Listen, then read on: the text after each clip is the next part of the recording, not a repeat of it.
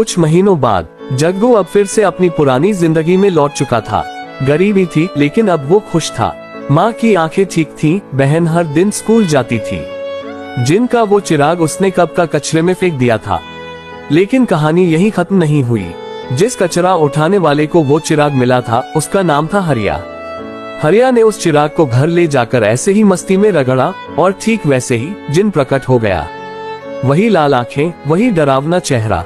मैं तेरी 3 इच्छाएं पूरी कर सकता हूँ, जिन गरजता है। हरिया लालच में आ गया। पहली ही इच्छा में उसने कहा, मुझे राजा बनना है। चुटकी बजती है और हरिया एक आलीशान महल में पहुंच जाता है।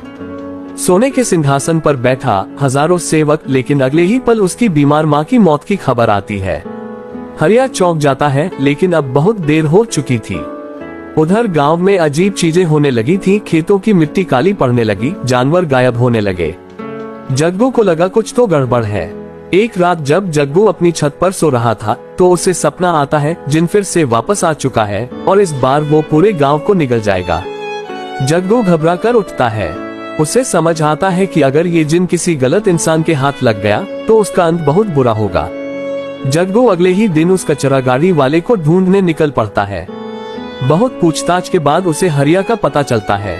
वो हरिया के घर पहुंचता है तो देखता है घर के चारों ओर अंधेरा छाया हुआ है और अंदर जिन खड़ा है हरिया से तीसरी इच्छा पूछ रहा है। जग्गू चिल्लाता है, हरिया मत मान कोई इच्छा, ये सब एक धोखा है। हरिया हिचकिचाता है। जिन गुस्से से गरजता है, तू बीच में मत आ जग्गू, तेरा काम तो खत्म हो गया। लेकिन जग्गू आगे बढ़कर जिन से कहता है, अगर तुझे किसी की तीसरी इच्छा चाहिए तो मेरी सुन। मैं चाहता हूँ तू हमेशा के लिए इस चिराग में बंद हो जाए और कभी बाहर न निकले। जिन हंसता है, तू भूल रहा है हर इच्छा की कीमत होती है। जग्गू आंखें बंद करके कहता है, ले ले मेरी जान, पर अब और किसी का नुकसान मत करना। जिन मुस्कुराता है और एक आखिरी बार चुटकी बजाता है।